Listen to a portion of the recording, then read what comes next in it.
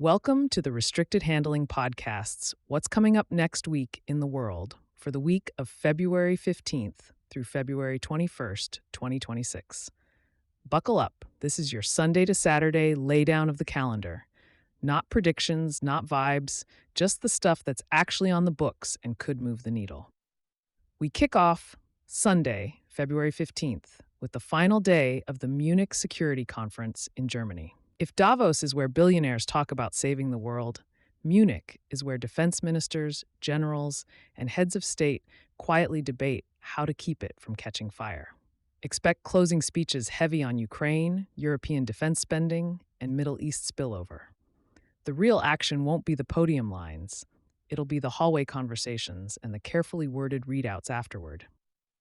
When multiple countries start using the same phrasing, that's when you know something's aligning.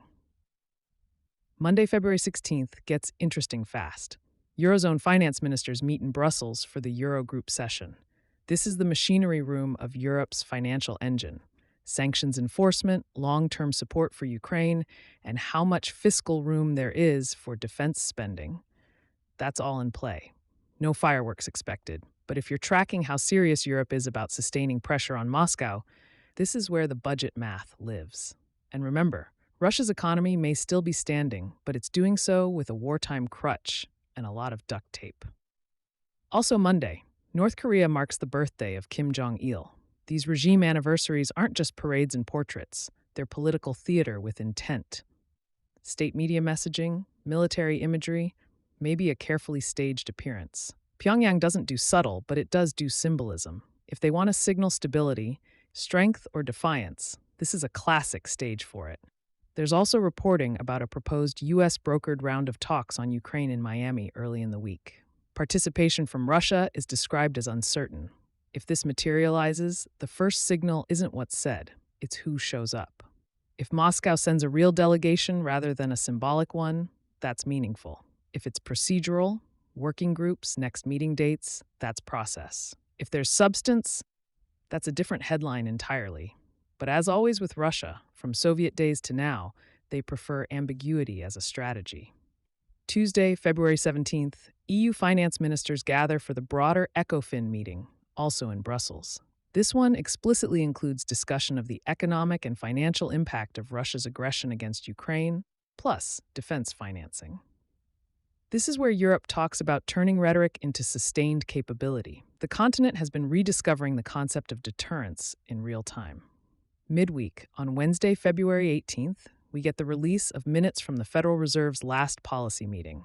On the surface, that's monetary policy, but liquidity conditions and the strength of the dollar ripple outward. Sanctions pressure, energy pricing, capital flows in and out of emerging markets, it all ties back. Geopolitics may look like tanks and treaties, but it runs on financing. Thursday, February 19th, is stacked.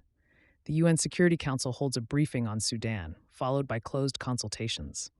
The same day, there's the standing monthly Middle East briefing at the Council. Gaza, humanitarian access, governance questions.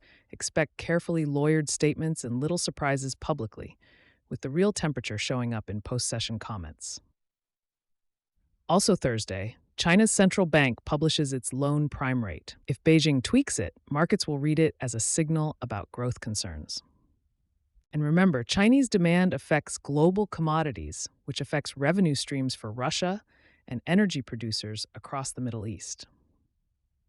And finally, Thursday, Washington hosts the first leaders' meeting of the so-called Board of Peace, focused on Gaza reconstruction.